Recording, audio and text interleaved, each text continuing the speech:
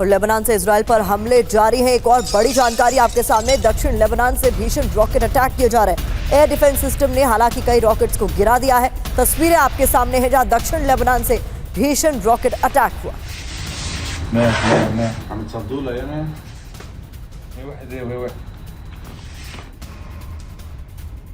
और गाजा से एक अहम खबर आ रही है। गाजा के नेबुलस में इजराइल ने किया है अटैक। मिसाइल हमलों से दहल गया नेबुलस।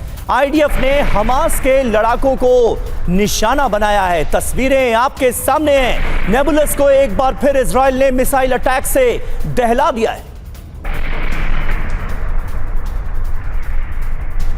और इस बीच एक और बड़ी खबर, किसी भी वक्त इजराइल पर ईरान के हमले हो सकते हैं। हमले को लेकर ईरानी अधिकारियों का ये बड़ा दावा। मिडिल ईस्ट देशों को हमले की जानकारी दी गई। ईरान ने पश्चिमी देशों की शांति की अपील को ठुकराते हुए ये जानकारी साझा की है कि कभी भी हमले हो सकते हैं। मिडिल ईस्ट के जो देश हैं उसको इन्हें लेकर जानकारी दे दी गई।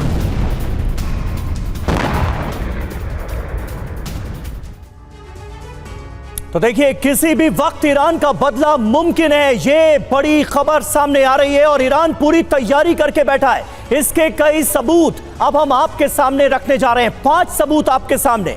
ईरान ने सैकड़ों मिसाइल अटैक मोड में रखी हुई हैं, बिल्कुल रेडी मोड में। ईरान ने पश्चिमी देशों को हमले की जानकारी दी है।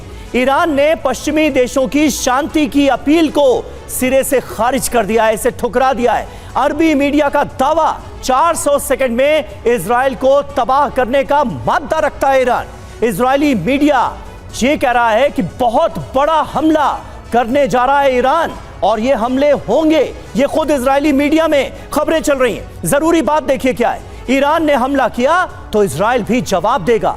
दोनों देशों के बीच परमाणु युद्ध की आशंका बढ़ती नजर आ रही है और ये पूरी दुनिया के लिए चिंता का सबब है। एसपी सिंह सर भी हमारे साथ मौजूद है। सर, इसे किस तरीके से देखते हैं? हालिया दिनों में जिस तरीके से हालात बद से बदतर होते हुए नजर आ रहे हैं और उस बीच इस तरीके की बातें कही जा रही।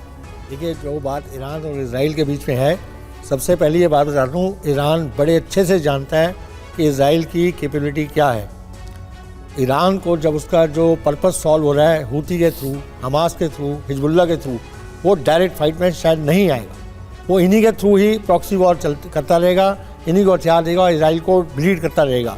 और ये वॉर में ईरान के डायरेक्ट आने का मतलब है, ईरान को ये मालूम है कि 1980s में ईरान के ही कहने पर इसराइल ने इराक का ओसिलक न्यूक्लियर रिएक्टर उड़ा दिया था और उसकी वो उस समय की कैपेबिलिटी और आज की में बहुत फ़र्क है। इराक की इसराइल की कैपेबिलिटी में बहुत ही ज़्यादा अच्छी है इस मामले में।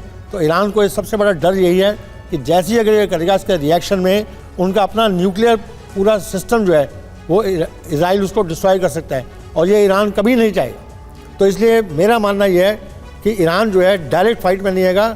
ये कुछ मिसाइल अटैक जैसे नॉर्मली ये हुथियाँ हिजबुल्लाह करते आ रहे हैं, उस तरह के मिसाइल अटैक करेगा, बाकी उससे डायरेक्ट फाइट में नहीं आने वाले। तो ईरान की राजधानी तेहरान में हुआ है ना, इस्माइल हानिया को मारा गया है। क्या ईरान इसका बदला नहीं लेगा इजराइल से, ये माना जा सकता है? ये बिल्कुल मेरा मानना यह है कि इसके एक हमास के लीडर के मारे जाने के बदले में वो ईरान ये नहीं चाहेगा कि उनका पूरा न्यूक्लियर सिस्टम डिस्ट्रॉय हो जाए।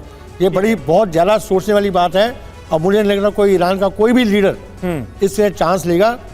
जहाँ तक मैं मानता हूँ ये वॉर जो इस एरिया में कंटिन्यू हो रही है वो सिर्फ हमास, हूथी और हिजबुल्लाह के थ्रू ही होगी। ठीक है, यानी अपने प्रॉक्सीज का ही इस्तेमाल कर इस जंग को आगे बढ़ाएगा ईरान, ऐसा आपके हिसाब से इसके ज्यादा आसार नजर आते हैं। वहीं इजराइल ईरान टेंशन के बीच भूकंप से भी दहशत मच गई। 12 अगस्त की रात सीरिया और जॉर्डन में भूकंप आया।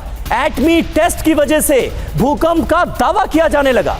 इजराइल के परमाणु परीक्षण की भी आशंका जताई जाने लगी। गोलान हाइट्स इलाके में भी भूकंप से हड़कंप मच गया। सुमित चौधरी हमारे साथ मौजूद हैं। सुमित, ऐसे वक्त में जब भूकंप आता है तो कई तरह की बातें होने लगती हैं। इन दावों में कितना दम नजर आता है? क्या वाकई एटमी टेस्ट हुआ जिसका नतीजा था ये भूकंप? देखिए वैसे तो गोलान हाइट में क्योंकि खुद गया हुआ वहाँ पर ये कहा जाता है कि वहाँ की जो पहाड़ियाँ हैं उनके बारे में कहा जाता है, बैका वैली हो या गोलान हाइट्स हो, ये पहाड़ बहुत कच्चे हैं और यहाँ पर लगातार ऐसा नहीं है समीर की पहली बार इस तरीके के अर्थक्वेक के झटके देखे। 2011 में करीबन 18 बार से ज़्यादा वहाँ पर इस तरीके के झटके महसूस किए गए थे, कई बार बीच में भी आए। तो निश्चित तौर पर ये थ्योरीज जब ऐसे वॉर जोन के अंदर जब इस तरीके के दोनों देश आपस में लड़ रहे हो और ऐसी जगह जो इस वॉर फ्रंट के अंदर सबसे आप कह सकते हैं कि अटैकिंग एपिसेंटर बनाओ, तो निश्चित तौर पर ऐसी थ्योरी आती है। लेकिन अभी खास तौर पर ये कहा गया है कि ये एक नेचुरल चीज थी जहां पर जो सिस्टमैटिक प्लेट्स थी उनके मूवमेंट की वजह से सारी चीजें हुई हैं। समीर, ठीक है, बहुत बहुत शुक्रिया आप सभी का हमारे साथ इस बातचीत में जुड़ने के लिए।